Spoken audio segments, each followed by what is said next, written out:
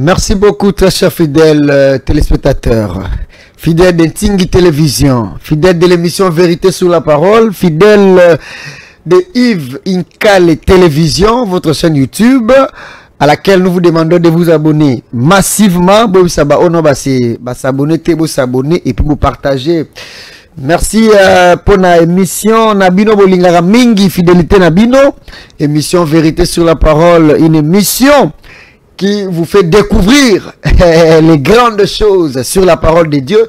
Ici, c'est pas la politique, ici, c'est pas le football, ici, c'est pas la musique, ici, c'est la parole des paroles.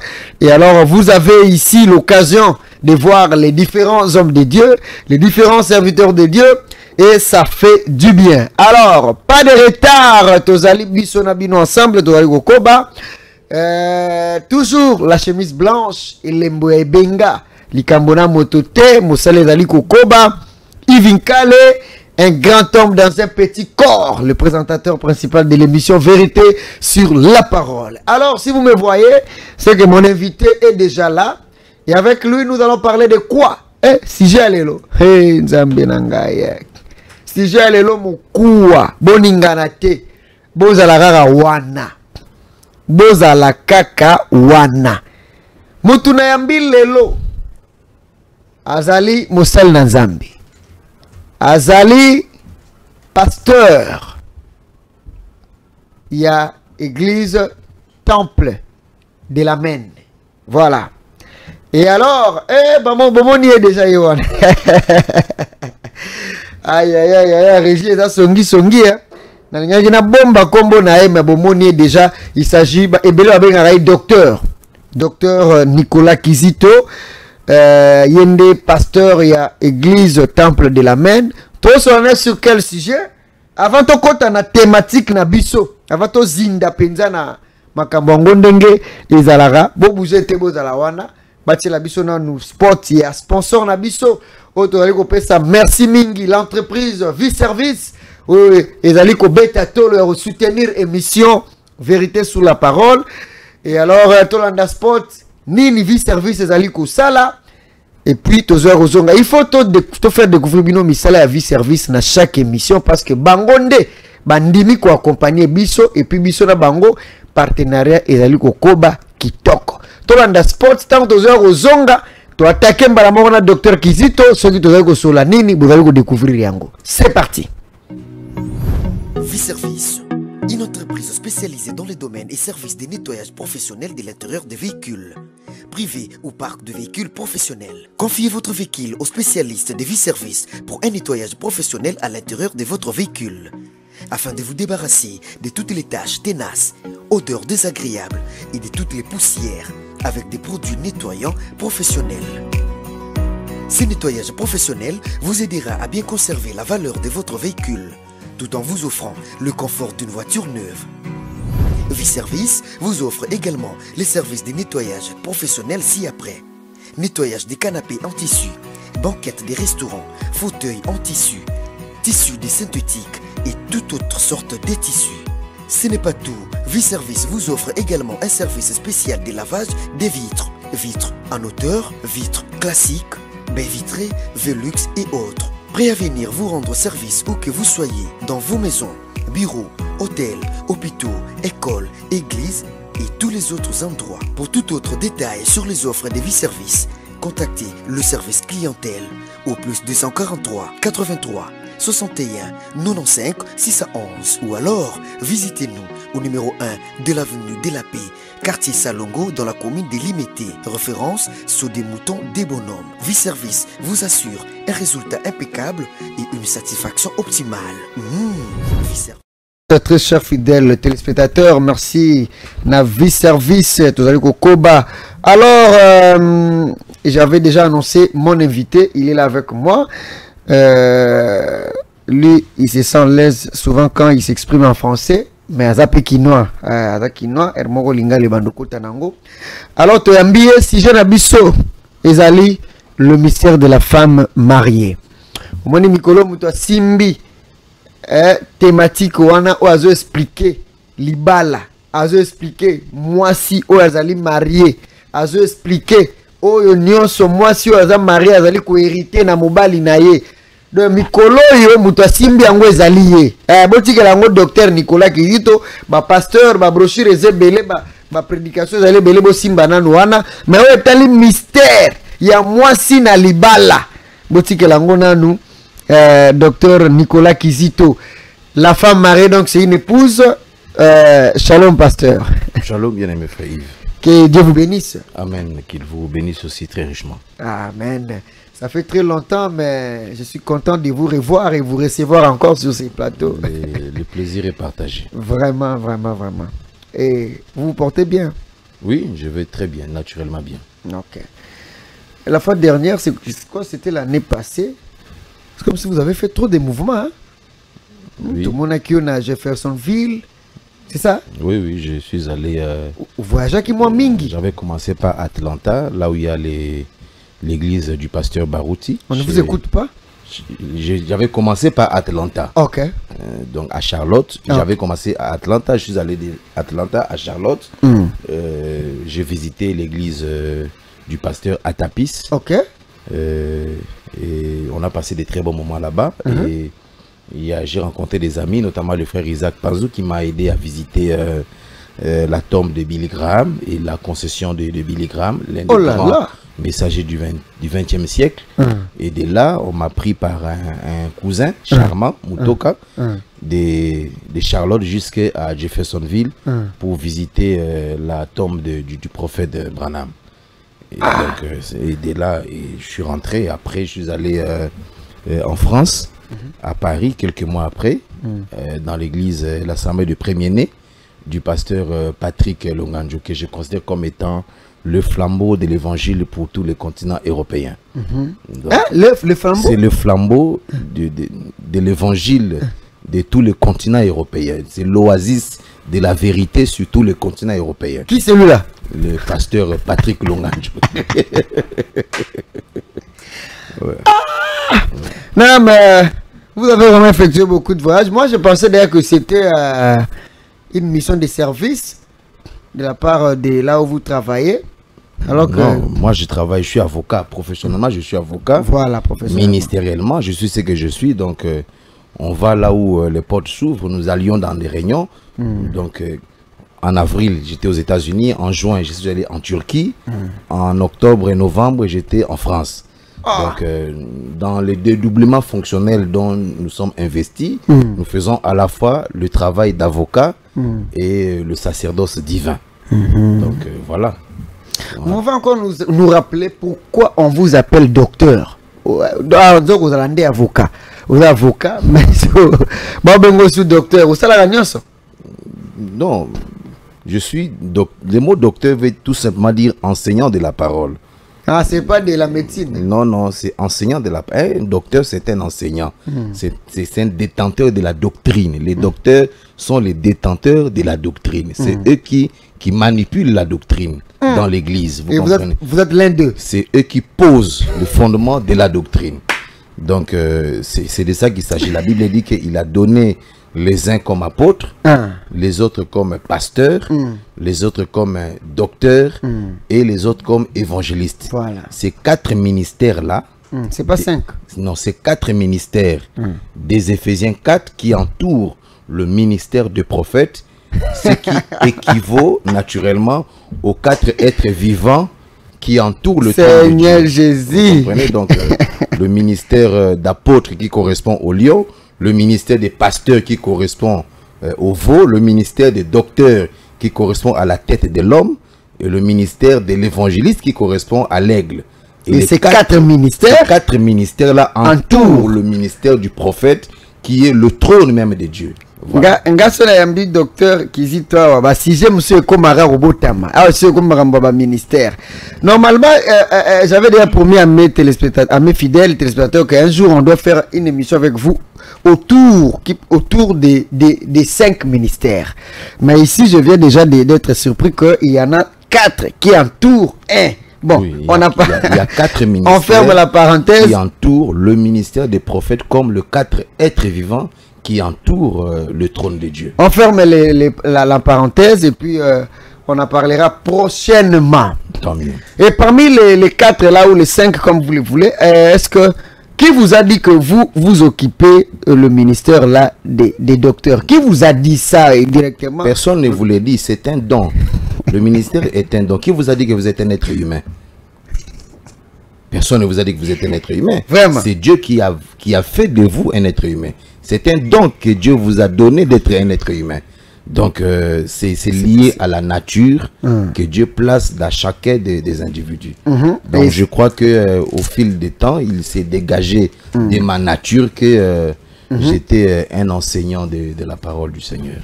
Ok, merci beaucoup. Ok, nous entrons maintenant dans notre thématique d'aujourd'hui. Il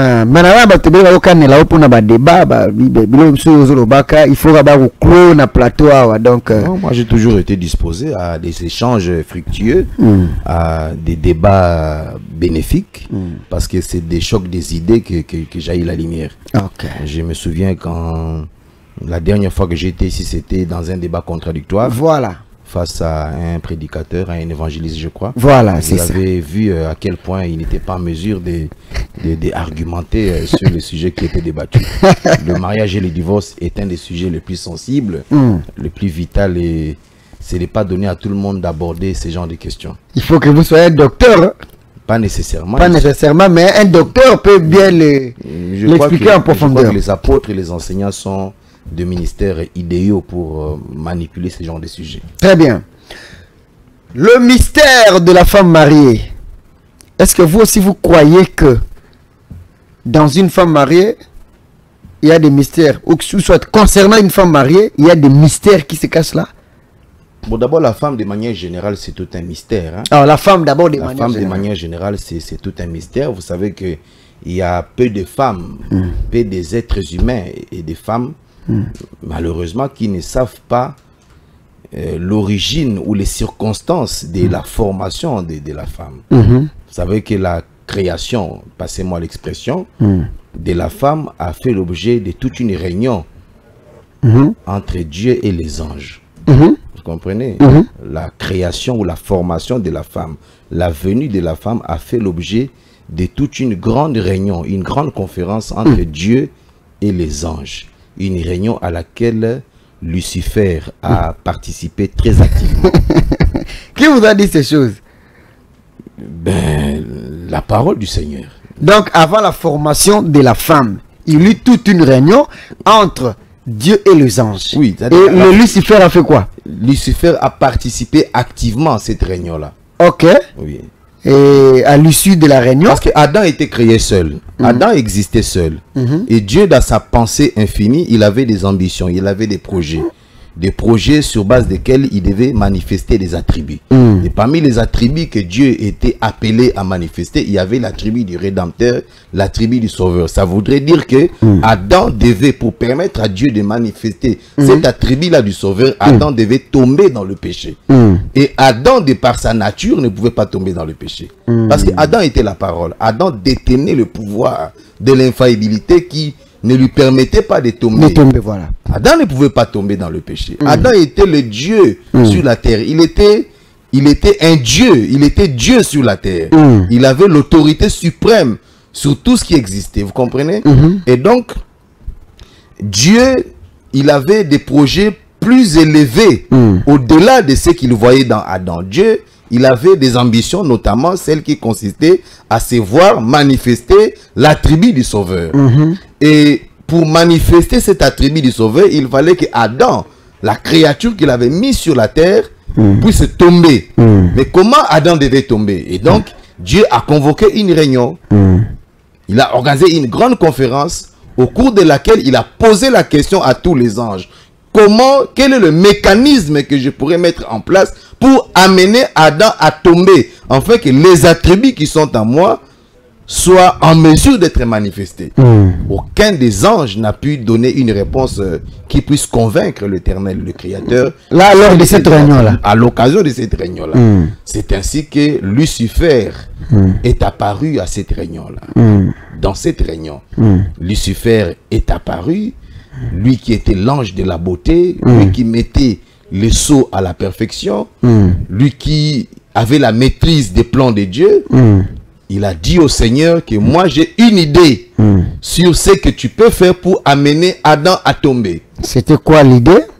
Et l'idée que Lucifer a présentée à cette réunion-là, c'était de détacher la partie féminine qui était en Adam, de le détacher d'Adam. Et de le mettre de mettre cette partie-là dans un autre corps, différent du corps d'Adam. Et que moi, Lucifer, je vous apporterai la maquette de la forme que doit avoir le corps dans lequel, toi, l'Éternel, tu placeras l'esprit féminin qui était en Adam. Parce que Adam était deux esprits en lui. Dans Adam, il y avait à la fois l'homme et la femme. Lorsque Adam a été créé, d'après Genèse, chapitre 1, verset 27 à 28, Adam était double. Adam était à la fois homme et femme. Et Lucifer a suggéré au Seigneur de détacher cette partie féminine d'Adam et de la mettre dans un corps différent dont lui-même Lucifer allait apporter la maquette au Seigneur. C'est ainsi que Lucifer est celui qui a modélé la femme. Il lui a donné la forme. C'est lui qui a proposé la forme que doit avoir la femme à Dieu. Ah oui, c'est Lucifer qui a suggéré à Dieu que le corps de la femme doit être comme ceci et comme cela. Et tu mettras l'esprit féminin qui était en Adam, tu le mettras dans ce corps-là. Adam ne résistera pas. En vous écoutant parler, je me rappelle, un jour j'avais écouté le pasteur Étienne Moussou de Kikwiti. Qui selon lui, je ne sais pas si c'était une contradiction ou c'était, il s'opposait à certains propos du prophète Branham.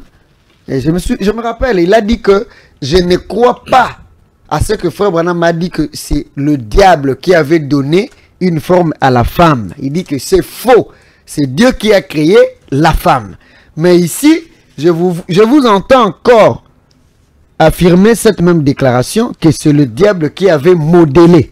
Non, si vous entendez un prédicateur dire que c'est Dieu qui a créé la femme, c'est qu'il n'a jamais lu la Bible, le livre de la Genèse. Non, le pasteur Mbouchou avait dit ça. Il dit que c'est Dieu qui a créé la femme. Si vous entendez un pasteur Mbouchou soit-il, vous comprenez, c'est qu'il n'a pas eu le temps de lire la Bible. Je crois que le pasteur Mbouchou est parmi les pasteurs qui n'ont jamais été stables dans la doctrine. Je le connais. Vous le connaissez? Je le connais. J'ai déjà échangé avec lui en privé, je crois, sur sa page Facebook. Donc, dire que c'est Dieu qui a créé la femme, c'est l'expression de l'ignorance du livre de la Genèse. Parce que lorsque la femme est venue à l'existence, Dieu avait déjà terminé avec la création. Parce que Adam a été créé le 6e jour. Et le 7e jour, Dieu se reposa. Très bien. Après la création d'Adam, Dieu n'a plus créé un être humain. La femme est venue après le repos du Seigneur. Je ne sais pas si on se comprend. Très bien. La femme qui est créée après que Dieu... La femme n'a pas été créée. Lorsque la femme est venue... Lorsque la femme est venue à l'existence, vous comprenez, la création était déjà terminée. Dieu avait déjà terminé la création et il se reposa le 7e jour. C'est plusieurs centaines d'années après, lorsque Dieu a constaté que Adam, qui était sa dernière créature, était seul, isolé, dans la solitude, il décida à partir de la création, à partir de la dernière création, qui était Adam, de tirer une côte à partir de laquelle il a formé la femme. Donc, la femme n'est pas la création originale. La femme est le sous-produit de la dernière création originale. Très bien. Vous comprenez? Très bien. Et donc, j'étais en train d'expliquer que la forme, la maquette de la forme que devait avoir la femme, avait déjà fait l'objet d'une grande réunion entre Dieu et les anges. Et que c'est Lucifer qui avait été l'auteur mais la Bible dit que c'est Dieu qui dit. Dieu dit. Il n'est pas bon que l'homme soit seul. Je lui ferai une aide semblable. Oui, c'était après cette réunion-là. Merci beaucoup. 089 1172. Je suis avec le docteur Kizito. Alors, nous prenons ça dans la Bible. Et maintenant, la femme, dans un foyer, dans un couple, la femme et l'homme qui bénéficie beaucoup plus de l'autre? C'est l'homme qui bénéficie beaucoup de la femme ou c'est la femme qui bénéficie de l'homme? C'est la femme qui bénéficie de l'homme. Comment expliquer? Mais parce que la femme, c'est le sous-produit de l'homme. La femme vient de l'homme.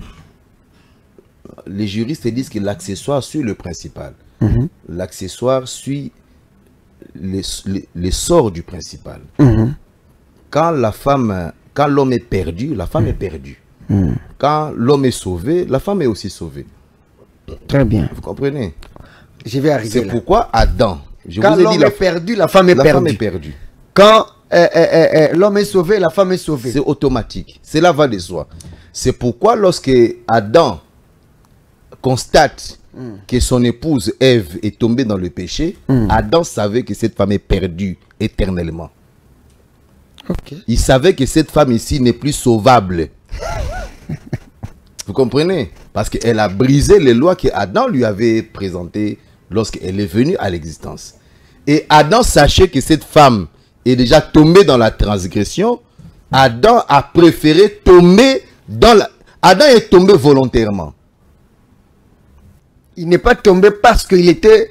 Parce qu'il était séduit. Non, non, non, non. Okay. Il est tombé volontairement. Adam est tombé par amour pour sa femme. Adam a transgressé la parole de Dieu par amour pour sa femme. Ok, mais vous avez parlé aussi de la partie féminine dans l'homme. Donc, vous dites qu'avant la formation de l'homme, il y avait une partie féminine en lui. Dans Adam, lorsque Dieu a créé Adam, il y avait deux esprits dans l'homme. Maintenant, quand on a formé la femme, donc on a sorti la partie féminine. On a détaché l'esprit féminin d'Adam. Mais aujourd'hui, détaché l'esprit féminin. C'est que la parole de Dieu ne permet plus de voir un homme avec un esprit féminin. Oui, mais parce que l'esprit féminin de l'homme est dans sa femme. Il y a des hommes qui se comportent. Parce que la femme, c'est vous-même, mais dans un autre corps. Mais si vous voyez un homme qui se comporte... Est-ce que vous m'entendez d'abord? Je dis que votre femme à vous, c'est vous-même, mais dans un autre corps. Votre femme, c'est vous-même au féminin, en fait. Mais qu'est-ce que vous dites pour les hommes que nous voyons qui se comportent comme une femme? C'est une déformation. C'est une déformation génétique. Et s'il y a aussi un homme sur qui sa femme a de l'autorité sur l'homme lui-même. C'est une dépravation, c'est de l'immoralité. Aïe, aïe, aïe, aïe, aïe, aïe, aïe. Ok, on continue. Vous avez dit que si un homme est sauvé, sa femme aussi est sauvée. Oui, oui. C'est pourquoi Adam, quand son épouse a péché, Adam a péché parce que Adam étant que fils de Dieu, Adam, il était conscient que même si moi j'ai tombé, j'ai transgressé, Dieu descendrait pour me sauver. Adam connaissait la parole du Seigneur. Et Adam savait que si je tombe avec ma femme, Dieu viendra me racheter. Et en me rachetant, il rachètera aussi ma femme. Cela va de soi. Quand Dieu rachète Adam, il rachète en même temps sa Ève. Dieu ne rachète pas Ève. Dieu rachète Adam. Et à travers Ève, Adam, Ève est sauvée. Lorsque Dieu descend, il ne rachète pas Ève. Je ne sais pas si on se comprend. Très bien. Lorsque Dieu descend, il ne rachète pas Ève. Le salut, c'est pour Adam. Lorsque Adam est sauvé, en sauvant Adam, il sauve en même temps Ève. Ça, c'est ainsi dit le Seigneur. C'est exactement ce que disent les Écritures, ou c'est vous-même qui avez votre propre compréhension. Non, mais la parole de Dieu l'enseigne. Bon, avant d'aller, avant d'entrer encore en profondeur, nous avons votre vidéo ici avec nous, que nous avons gardée. Et Isaac, ça peut prendre combien de minutes? C'est que nous avons balancé 1 minute 45 secondes. On nous balance d'abord cette vidéo. On écoute ce que vous êtes en train de dire à propos de la femme. Mais je ne sais pas si vraiment toutes les femmes seront d'accord avec vous. Et c'est là que nous allons maintenant revenir pour vous poser certaines questions concernant ce que vous avez dit et surtout qui cadre avec notre sujet. Les femmes qui sont bien enseignées le croiront. Isaac, c'est prêt? Ok, c'est parti. Oh, messager!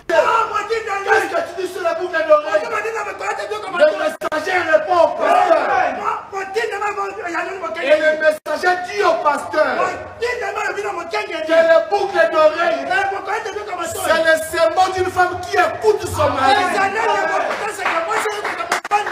Alléluia. Qu'est-ce qu'il est messager?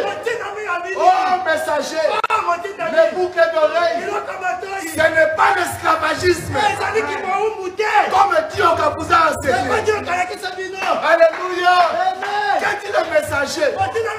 Le boucle d'oreille avait été donné à Rebecca par Eliezer comme symbole qu'elle écoutera Isaac. Tu t'amènes la parole, pas seulement le boucle d'oreille.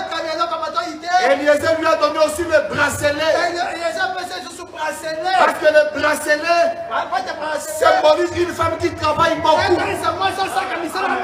Tu t'amènes la parole, pas seulement le bracelet. Lorsqu'elle a rencontré Isaac, la Bible dit Rebecca a pris le voile. Elle a porté sur sa tête.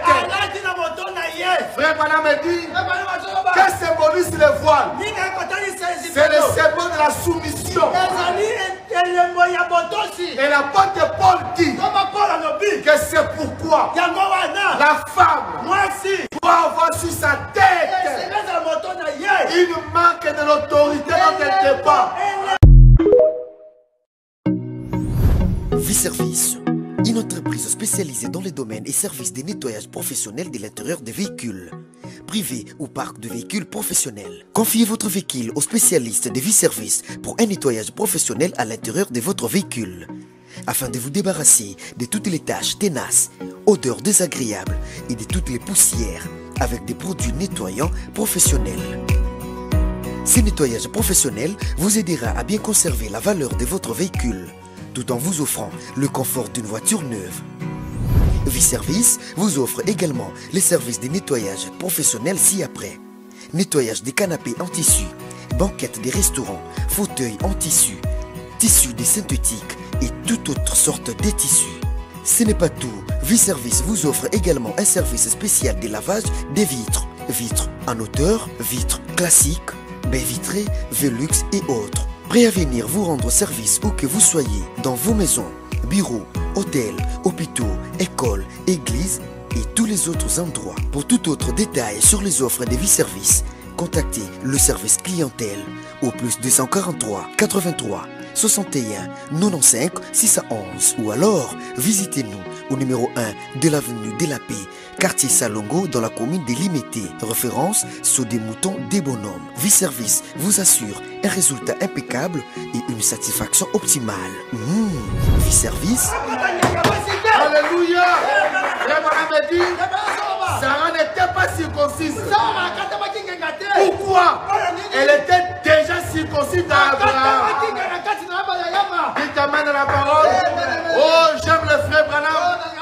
J'aime le message du temps de la fin. Une femme qui est mariée, elle est baptisée dans son mari. Alléluia.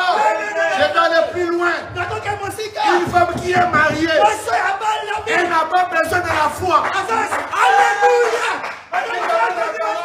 Une femme qui est mariée, Dieu la voit à travers son mari. Dites-moi dans la parole, je vais pousser le bouchon plus loin. Une femme qui est mariée, elle n'a pas besoin du baptême du Saint-Esprit. Ah là, le colonialisme est lapidé. C'est le mystère de la circoncision de la femme mariée. Dites-moi dans la parole, c'est le mystère de la circoncision de la femme mariée. Frère Manon me dit, la circoncision, c'est le type du baptême du Saint-Esprit.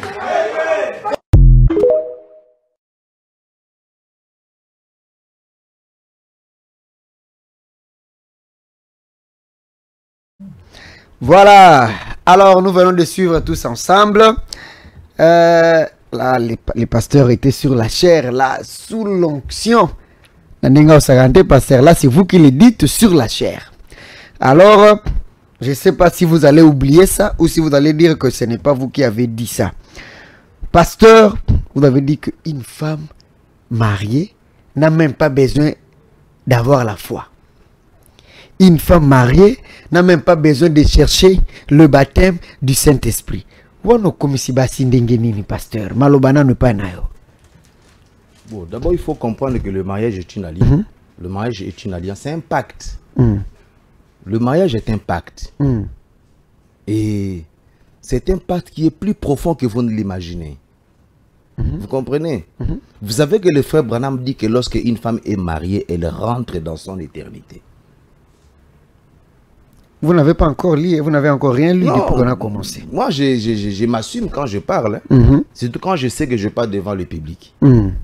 Lorsqu'une femme est mariée, ce n'est pas pour rien qu'on lui fait porter une alliance, une bague. Vous savez que l'homme n'est pas censé porter la bague. Mais la femme mariée doit porter la bague. Ah, donc pour l'homme c'est facultatif, il peut ou n'est pas. C'est pas facultatif, ce n'est même, il n'est pas censé porter la bague. Il n'y a pas de bague pour un homme marié. C'est la femme qui est censée porter une alliance. Quelque chose qui montre qu'elle a conclu un pacte avec un homme. Vous comprenez? Alors, ces déclarations-là sont basées sur les Saintes Écritures. La femme mariée est sous l'autorité spirituelle d'un homme. Et sous l'autorité spirituelle de son mari. La femme mariée ne sert pas Dieu directement. La femme mariée n'est pas en contact spirituel direct avec le Seigneur. À moins que ce ne soit pas son mari. Oui, parce qu'il faut se dire aussi qu'il y a des femmes mariées qui se sont mariées avec des personnes qui ne sont pas censées être leur mari. Nous allons arriver là. Mais ici, d'abord, la femme mariée, elle n'a rien. Tout c'est dans elle est sous l'autorité spirituelle de son mari. Ok. Vous comprenez? Parce qu'elle est le sous-produit. La femme mariée est le sous-produit de son mari. Dieu parle au mari. Et il parle à la femme à travers son mari. C'est pourquoi Branham dit que la femme mariée sert Dieu en servant son mari. La femme mariée, elle sert Dieu en servant son mari. Et vous le sacerdoce de la femme mariée, le sacerdoce de la femme mariée, c'est le service qu'elle rend en son mari. Ça, c'est ainsi dit le Seigneur. Et vous avez dit que la femme n'est pas sauvable. Alors, la femme est sauvable à travers son mari. Dieu sauve la femme mariée à travers le salut qu'il accorde à son mari. Si le mari est sauvé, la femme est sauvée. Cela va de soi. Si le mari est perdu, la femme aussi est perdue. Adam était conscient de ça. Adam savait que ma femme ici est perdue. Éternellement. Éternellement. Donc il faut que je la sauve. Adam a sauvé sa femme en acceptant de tomber avec sa femme. Adam est tombé volontairement. La Bible est claire là-dessus. Hein. L'apôtre Paul dit clairement que ce n'est pas l'homme qui pécha. Ce n'est pas Adam qui transgressa la parole.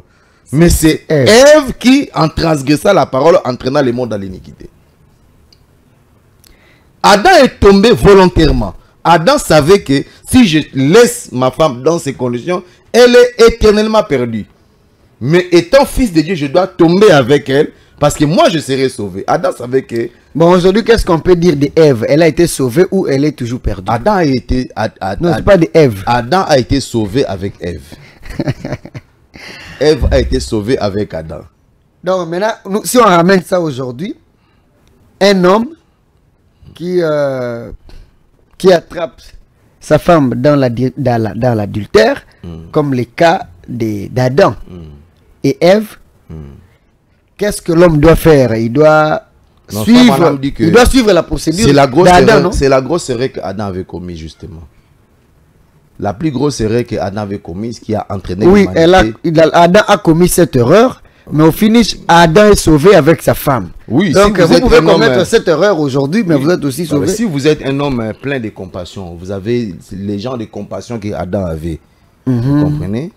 Vous pouvez commettre cette erreur. Vous pouvez pardonner votre femme De adultère. pardonner votre femme adultère, c'est une erreur. Vous avez le droit de pardonner votre femme adultère, mais en acceptant les conséquences néfastes liées à ces pardons-là.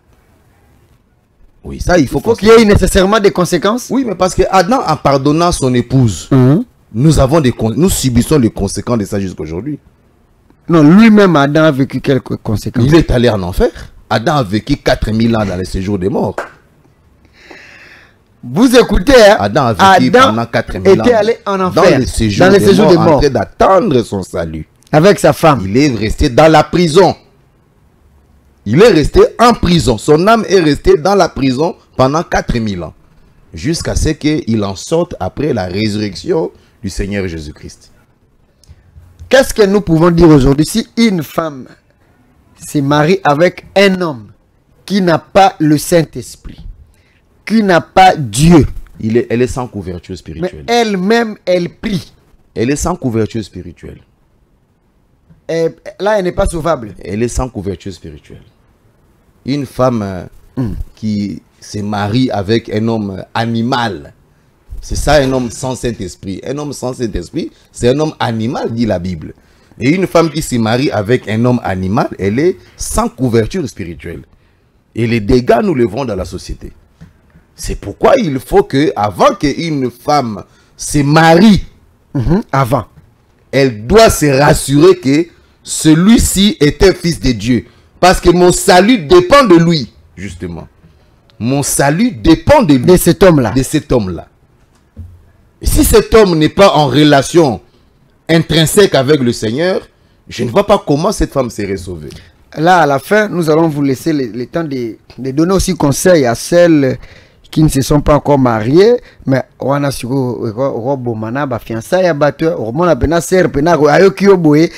fiancé. Bientôt, on va donner la. C'est pourquoi il est important que pour se marier, il faut avoir une révélation. Parce que le frère Branham dit que le mariage est essentiellement une révélation. Mais vous risquez de briser les fiançailles. Une révélation, ça dit que Dieu vous ouvre les yeux. Dieu vous ouvre les yeux pour voir un mystère. Mais ça, c'est un don, non? Parce que tout le monde a le don d'avoir les yeux ouverts. Mais un mystère est une vérité qui a été cachée. Le mariage, c'est un mystère. C'est tout un mystère. Le mariage, c'est un mystère. Il faut que Dieu vous ouvre les yeux pour... Dieu doit vous dévoiler votre véritable partenaire. Il ne faut pas vous marier comme si on était dans un jeu de loto. Hein? Un peu comme ces musiciens a dit quelque part que Dieu, en nous demandant de nous marier, il ne nous a pas donné un mode d'emploi. Et c'est dans ces conditions que les gens sont en train de se marier dans les tâtonnements. Le mariage n'est pas un tâtonnement. C'est vrai. Hein? Le mariage est un mystère qui doit vous être révélé. Dieu doit vous dévoiler. Il doit vous ouvrir le rideau pour que vous voyiez la nature du partenaire auquel vous voulez vous attacher. Surtout les femmes. La nature de la partenaire à laquelle vous voulez vous attacher. Surtout la femme qui veut aller au ciel, et qui va avoir la vie éternelle. C'est très important parce que son salut dépend de l'alliance, du pacte conjugal qu'il va conclure avec cet homme. Merci beaucoup, docteur. Mais la Bible dit, ou la parole de Dieu dit, Dieu nous a élus. Le frère Madame pose même la question, quand? L'Église répond, avant la fondation du monde. Et vous voulez nous dire que dans cette élection-là, que Dieu était en train de se choisir ses enfants, il ne voyait pas les femmes, il n'y avait que les hommes. Mais là, vous me demandez de commencer à parler sur la prédestination. La prédestination voudra dire que Dieu, depuis avant la fondation du monde, il sait quelle est la femme qui est censée être pour toi. C'est ça la prédestination. La prédestination est liée à la préscience, à la préconnaissance. Dieu connaît depuis avant la fondation du monde la femme qui est destinée pour toi.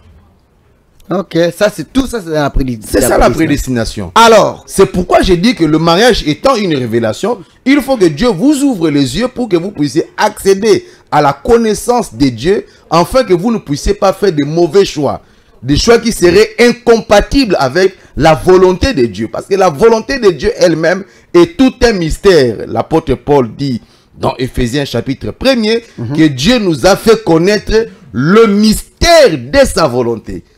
Il y a deux volontés dans la parole. Il y a deux volontés de Dieu. Dans il y a beaucoup de gens qui vivent dans l'une des volontés de Dieu. Et il y a d'autres personnes qui vivent dans l'autre volonté de Dieu. Et il n'y a pas moyen de vivre dans toutes les deux non, volontés de Dieu. Non, c'est deux volontés incompatibles. Ok. Vous devez chercher à vivre dans la volonté parfaite de Dieu. Et la volonté parfaite de Dieu dans le mariage, c'est que Dieu puisse vous donner la femme qui avait été destinée pour vous. Voilà, comme moi je porte la taille 43. Non. Ah, vous portez la taille 43. C'est mon épouse. Ah, mais les gens disent que vous êtes allé épouser ailleurs. Vous n'avez pas. Mais justement parce qu'elle était très loin. Non, mais les gens parce que j'ai cherché. Les gens sont. Mais j'ai cherché ma taille dans les tabernacles, je n'ai pas vu. Je devais aller la chercher en Inde. Les gens sont contre vous. On va en parler avant de terminer. On va parler avec le pasteur. La taille 43. On va parler avec. Je n'ai pas vu. Je suis allé jusqu'en Inde pour la chercher. Je vais parler avec le pasteur Nicolas Kazadi aujourd'hui. Le quoi aussi la femme est mariée. Nicolas Kizito tala ba komba politicien comme yana munoko. Nicolas Kizito docteur, le pasteur. Tout n'a payé parce que et le bamakamwa mingi c'est na batuke ya balaka sœur ya message té aknero bala sœur dans le Saint-Esprit té alors que la parole de Dieu dit que les frères doivent se marier avec donc les sœurs, ça veut dire les chrétiens doivent se marier avec des chrétiennes ou les croyants doivent se marier avec les croyantes. Alors tu retournes à pasteur mais avant tout na mutuna wana pasteur comme tu n'as niveau que la femme n'a même pas besoin d'avoir la foi. Oui. La femme n'a même pas besoin de chercher le Saint-Esprit à Taïomoko vraiment. Oui, parce que la seule foi dont la femme a besoin. Comme ça va, si nous Saint-Esprit. Ayoka yobo lobi non, moi ça n'a tina roluka Saint-Esprit parce que nous sommes en 4 mobile naï. Expliquez-nous ça un peu. La seule foi exigée à la femme mariée, c'est la foi en son mari. Donc une femme ne peut plus avoir en elle-même la foi. Non, la femme, elle n'en a pas besoin.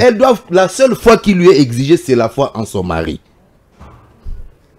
Ah, oui. C'est la seule foi qui est exigée à une femme mariée. C'est la foi en son mari. Et même Dieu respecte ces protocoles-là.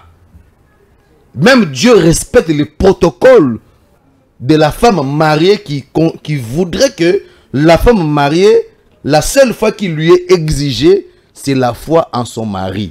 Une femme mariée ne doit croire qu'en son mari. C'est comme ça que vous allez lire un exemple patent dans la Sainte Bible.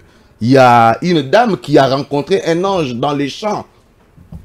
Vous connaissez l'histoire d'une femme qui a rencontré un ange du Seigneur, l'ange du Seigneur dans les champs. L'ange du Seigneur, c'est l'Éternel lui-même. D'après la Bible et d'après les messages des frères. Qu'est-ce que l'ange lui avait dit? Il s'agit de la femme de Manoach. Ok, la mère de Samson. La mère de Samson. Et cette femme est allée dire à son mari que j'ai rencontré un homme et tout ça qui dit être l'homme du Seigneur. Et il m'a dit ça, je tomberai enceinte. Vous savez que les hommes n'aiment pas, un homme sérieux ne peut pas accepter, admettre qu'un étranger puisse parler avec son épouse sur des intimités aussi profondes que la grossesse. Et la femme, Manoach n'a pas aimé cette conversation-là. La femme, Manoach a dit à son épouse que prochainement, si ce monsieur-là revient encore, dis-lui de m'attendre.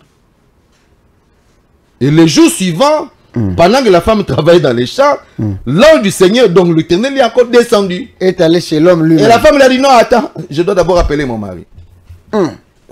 Donc la foi... C'est ça le protocole d'une femme mariée. Il dit non, attends, on ne peut pas échanger. Toi et moi, on ne peut pas poser. Pasteur, et un message, et belé beaucoup de dictateurs. Toi et moi, on ne peut pas échanger. Beaucoup de dictateurs et pas c'est le protocole. Vous arrivez jusqu'au niveau de nous dire qu'une femme n'a pas besoin d'avoir la foi. C'est le protocole conjugal. Une femme n'a pas besoin d'avoir le Saint-Esprit, car conjugal. Tout est en son mari. La femme de Manoach a dit à l'ange du Seigneur, attends, on ne peut pas discuter comme ça. Laisse-moi d'abord, je vais informer à mon mari qu'il y a un monsieur, un étranger qui vient. Parce que ce n'est pas normal qu'un étranger vienne dans ta maison, toi tu n'es pas là, et il s'est mis à échanger avec ta femme. Même Dieu n'aime pas ça.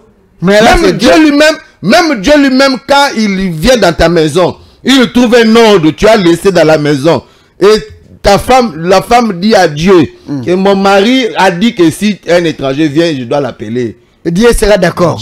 La Bible dit que l'ange du Seigneur est resté debout en train d'attendre. Il n'a pas dit oh non, pourquoi tu peux me dire comme ça? Non, c'est moi Dieu, le créateur de ton mari. Non. Dieu était... La Bible dit que l'ange du Seigneur est resté debout entre Dieu a appliqué l'obéissance à sa propre loi. Il a respecté le protocole conjugal. Très bien. Il a respecté le protocole conjugal. La femme de Manoach est rentrée jusqu'à la maison. Appeler son mari. Et quand le mari est venu... Et l'ange est resté en train d'attendre. Donc Dieu est resté en train d'attendre. Et Manoach est arrivé, ils ont parlé avec l'ange du Seigneur finalement. Très bien.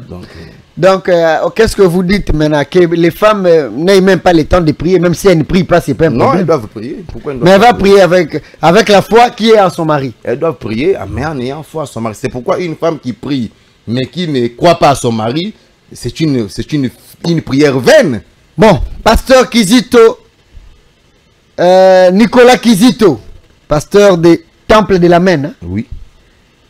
Les gens disent de vous que lors de votre mariage, vous n'êtes pas marié avec une sœur qui croit au même message que vous.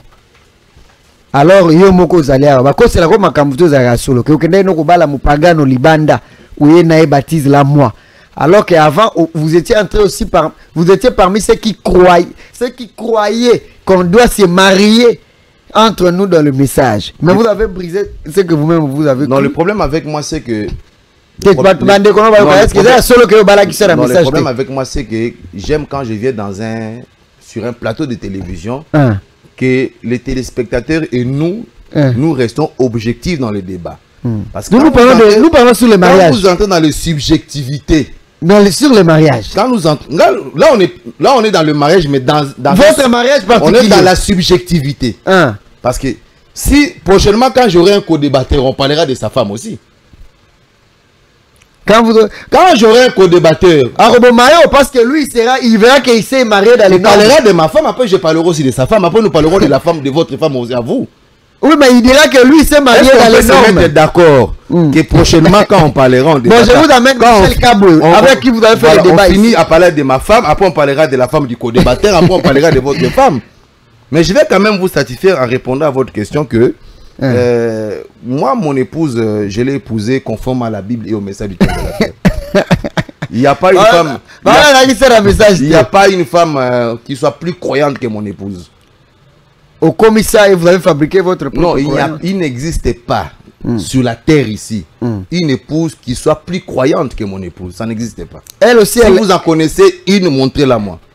Peut-être la mienne. Bah, mais il faut la prouver. Il faut prouver. Il faut prouver ces déclarations. Bon, elle aussi, elle accepte tout ce que vous dites ici, qu'elle a sa foi en vous, elle est sauvée à cause de vous, sans vous, elle ne serait pas sauvée. D'abord, mon épouse sur la terre ici, elle sait qu'après Dieu, après le Créateur, c'est son mari. Donc, vos histoires là, oh non, l'évêque a dit, l'ancien a dit, le patriarche a dit, oh, tel pasteur du message. Elle ne connaît pas ça. Pour elle, après Dieu, c'est son mari. Point barre. Donc vous avez vraiment réussi à appliquer votre dictature sur votre femme. C'est pas une dictature. Je suis arrivé à faire avaler à mon épouse la vérité sur la parole du Seigneur, le protocole conjugal, à la lumière de la Bible. Bon, pasteur, qu'est-ce que vous pouvez dire aux femmes qui ne sont pas encore mariées jusque-là, après avoir compris tout ce que vous avez dit? Alors, face à leur choix conjugal, parce que un jour elles seront mariées, elles ont aussi besoin d'être sauvées, elles ont aussi besoin de recevoir le Saint-Esprit. Maintenant, qu'est-ce que vous leur donnez comme conseil pour qu'ils ne tombent pas dans un mariage où l'homme n'a pas toutes ces qualités spirituelles qui peuvent faire en sorte que sa femme en soit bénéficiaire? Je leur conseillerais d'être comme Meda. Ah bon? L'épouse de frère Branham. Parce que l'épouse de frère Branham était aussi fréquentée à un moment donné. Elle est devenue fiancée. Après, elle est devenue la femme de frère Branham. Et le frère Branham dit que je souhaiterais que tout jeune garçon qui va se marier dans cet âge, qu'il puisse épouser les gens de femmes comme Meda. C'est ce que moi j'ai fait. Au moins, C'est ça que moi j'ai fait. Quand je vous ai posé la question, vous avez dit oh non, les subjectivités, mais vous oubliez que c'est vous-même qui avez fait entrer votre histoire. Je suis un modèle. Vous avez parlé de oh, numéro 43. Je suis un modèle. Numéro 43, c'est ma femme. Je peux me prévaloir d'être le modèle pour ma génération. Et le frère Branham dit que si un garçon voudrait se marier, je souhaiterais qu'il épouse les gens, des femmes comme Meda. Vous aussi, vous avez fait comme ça. C'est ce que moi je fais. J'ai épousé les gens, des femmes comme Meda. La taille 43. Donc voilà. Et puis vous ne regrettez pas de l'avoir épousé. Moi je vais regretter d'avoir retrouvé la pointure de mon esprit. Comment? Isaac, dans mon émission, il faut tout ça ici là. On ne regrette pas d'avoir retrouvé la pointure qu'on l'a cherchée. Parce que quand vous allez dans le supermarché, au Sapa de Moroboé, au Sapa de Moroboé, au Mekina Lokolo, comme on est Sarah et Simbite, taille 41, au Tikiye, à Teza Kitoko, au Sapa de Moussono, comme on est Sephora, ceux qui aussi ma taille 42, au Tikiye, au Meki Sapa de Moussono, c'est pas dans ma casse, comme on est Ruth. Ceux qui aussi ma taille 40. Moi, c'est comment on est. Moi, c'est comment est Madame Kizito? Prénom Okutaka Madame Kizito. Non, Nabi avant Bobalana. Avant la balle, comme on est Mariam. Donc, ok, là, comme Meka, le la sapate Mariam, on est Simbi. Simbi pointure 43. Ah, Seigneur Jésus. Seigneur Jésus. Ah, d'accord. Mais, on dit quand même que, on a comprendre, mais on dit que il n'y a pas une femme croyante. Comme la mienne. C'est comme la femme de frère Branham. La femme de frère Branham, c'est le modèle, c'est la femme modèle de tout un âge. Il n'y a pas une femme plus modèle que la femme de frère Branham. Votre femme dans cet âge. Suivi le modèle de en tout cas, dans cet âge ici, après Meda, c'est mon épouse. Dans l'âge de l'église de Laodicée. Dans l'âge de l'église de Laodicée. Donc après Meda, c'est mon épouse. Parce que comme je l'ai dit, donc il bande un message à frère Branham. En Orient. Je vous ai dit que la taille 40 faut aller jusqu'en Inde. Vous comprenez? Donc, il y a des femmes, tu vois la femme de frère Branham. Donc, elle a connu la fréquentation, elle a connu les fiancés, elle a connu le mariage. Dans l'église, on dit qu'une femme, un frère, et puisse aller épouser une sœur qui n'est pas du message. Branham doit servir de source d'inspiration pour toutes les sœurs célibataires à la recherche de l'homme de leur vie. Il faut faire exactement ce que Med avait fait pour se rassurer que Dieu lui avait destiné frère Branham pour sa vie. Mais dans votre église, si un frère dit qu'il a trouvé la taille qui lui convient, mais en dehors, la pointure, en dehors du message de frère Branham, vous allez accepter? Oui, je vais accepter. Ah bon? Oui. Très bien. Mon huissier, le huissier de mon église. Il y a déjà un exemple. Oui, le huissier de mon église. Je suis allé. Mais ancien, le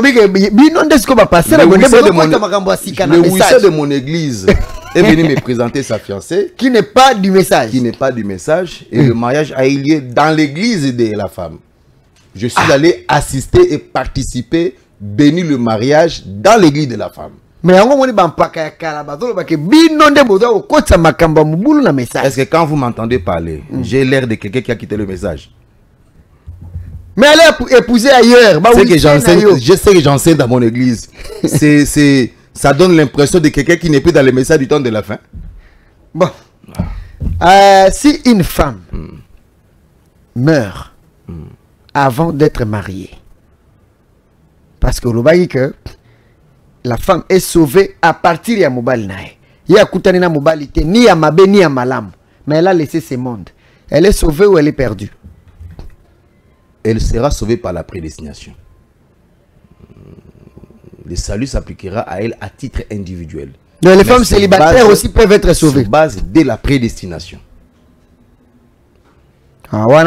Pouvoir à Mobali, les a soutenu. Non, pas du tout. Les femmes qui sont sous l'alliance du salut liées au mariage sont les femmes mariées. Mais est-ce qu'il y a aussi des femmes qui se marient, mais pas selon la prédestination? Ils se marient avec l'homme qui n'était pas le sien. Il y en a beaucoup. Ça arrive aussi. Il y a beaucoup de cas comme ça. Et ces genres de cas, Branham dit que Dieu corrigera cela dans le millénium. Dans le millénium. Tout le faux mariage. Oh, donc il existe aussi des faux mariages. Il y en a beaucoup, la majorité. Tous les faux mariages seront corrigés dans le millénium. Ça sera corrigé comment? C'est-à-dire que Dieu va te redonner, Dieu va te donner la vraie femme qui était censée être... Non, pas moi. Moi, j'ai déjà la vraie femme. Je ne parle pas de toi. Tout c'est lui. C'est comme vous, est-ce que vous, dans le millénium, Dieu va vous changer encore des femmes? Non, non, pas du tout. Pas du tout. Ok. Tout c'est lui qui ne s'est pas marié avec sa vraie femme. Oui, okay. Dieu va corriger ces mariages-là dans le millénium. C'est ainsi dit le frère Branham. Dans le millénium. Dans le millénium. Maintenant, ça se fera comment? Ça veut dire que... Mais le millénium, on va lui donner une autre femme. Les gens vont se marier dans le millénium. Le millénium, c'est une nouvelle vie. On sera dans le millénium avec toi et moi. On sera là-bas dans le millénium. On va construire des maisons, on va manger, on va boire, on va construire des maisons. Non, le millénium, d'ailleurs, il n'y aura pas d'impact là-bas. Tout le monde aura moins de 33 ans. Mon ancien Bagot, il n'aura pas 77 ans. Dans le millénium, il aura moins de 33 ans. Il aura plus ou moins 25 ans. Pour le moment, en attendant le millénium, des questions qui traitent de sujets qui traitent des questions comme des milléniums, vous pouvez quand même laisser Non, moi je préfère enseigner ce que j'enseignerai dans le millénium déjà ici. Parce que ce que j'enseigne maintenant, c'est ce que j'enseignerai dans le millénium. Pourquoi attendre? J'anticipe. Alors, si une femme s'est mariée avec un homme qui n'était pas le sien, elle va retrouver son vrai mari dans le millénium. Exactement. Mais en attendant, elle est sauvée ou elle est perdue parce qu'il y aura entre l'enlèvement et le millénium qui vient avant. Mais il y a beaucoup de femmes qui vont aller en enfer à cause de faux mariages, des mauvais mariages. Non, mais ça sera corrigé au millénium. Il y a beaucoup de femmes qui vont aller en enfer à cause de faux mariages. Des mauvaises alliances. Mais ça sera corrigé déjà au millénium. Mais comment elle va aller encore aller en enfer? Oui, mais c'est pourquoi il faut prendre le temps de prier avant de se marier. Parce que le mariage doit être basé sur la révélation. Maintenant, lorsque vous vous mariez sans la révélation, vous allez tomber sur quelqu'un qui ne vous était pas destiné. Il va vous rendre une vie assez compliquée. Mais si tu es déjà... Sauf si vous êtes lié à Dieu par la prédestination. Ok. Si vous êtes lié à Dieu par la prédestination. Comme cette femme-là qui est morte célibataire. Comme les femmes célibataires. Ah, maintenant, c'est celle-là, dans le millénium, elle va maintenant retrouver son vrai mari. Son vrai mari, oui. Ah!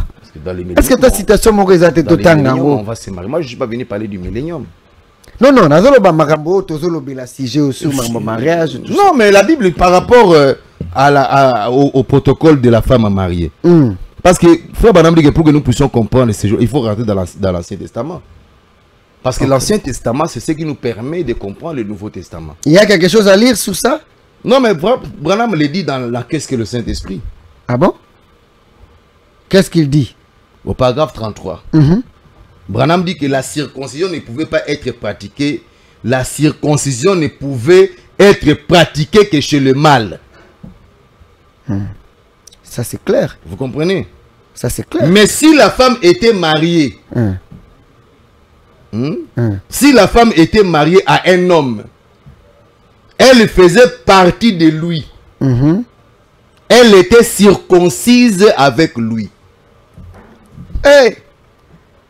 Quand une femme est mariée, vous savez qu'il y a des cultures où on circoncie les femmes. C'est pourquoi le pasteur Nathan chantait une chanson. Moi, si je me rappelle des choses, il a dit Kembona yawe natina na bilembo sambo yangwe lobi ete sara ye akata makingenga. Branham le dit. Nakatina balaya. Si la femme était mariée à un homme, elle faisait partie de lui. Elle était circoncise avec lui. Donc la femme de l'Ancien Testament n'avait pas besoin de la circoncision. On la considérait comme circoncise. Même si elle n'est pas circoncise, mais pour Dieu, elle est circoncise. Avec son mari. Et pourtant, il n'est pas circoncise.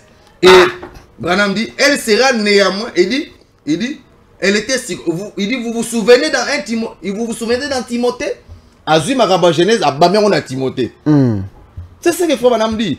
Il dit, vous vous souvenez dans Timothée où il est dit jamais elle sera néanmoins sauvée en devenant mère. Voyez-vous, la circoncision. Vous savez, quand Sarah arrive dans la tente derrière elle du message de l'ange, quand il avait dit Abraham et tout ça, comment savait-il que sa femme? Comment Jésus a dit? Il dit, voyez, Sarah. Il parle de Sarah en bas. Ok. Sarah arrive. Branham dit en bas que Dieu aurait pu tuer Sarah sur le champ. Mais à cause d'Abraham, Dieu n'était pas capable de tuer Sarah. Merci beaucoup. Pourquoi je dis que la femme mariée est sous la protection spirituelle de son mari? Je crois que c'était clair tout en détail. Je vous donne... C'est pourquoi à un certain âge, il ne faut pas supporter le célibat d'une femme. Hein? C'est pourquoi à un certain âge, une femme doit éviter le célibat. Ok, nazoti ke lo yango biloko do ba yasuka po emission esili. To komi na suka anatana pesa pasteur maloba yasuka.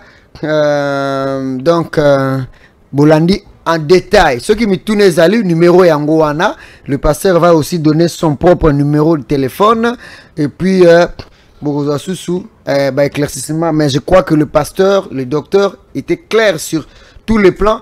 Ba frère, kendo zluka ba numéro ya ba sapatu na bino. Ba numéro ya sapatu na bino. Isaac, numéro ya sapatu na yo. Isaac oyo kinde passer à lobby. Ya luka ki numéro ya sapatu na ye nzinga de baloba ke soso aliaka musika te.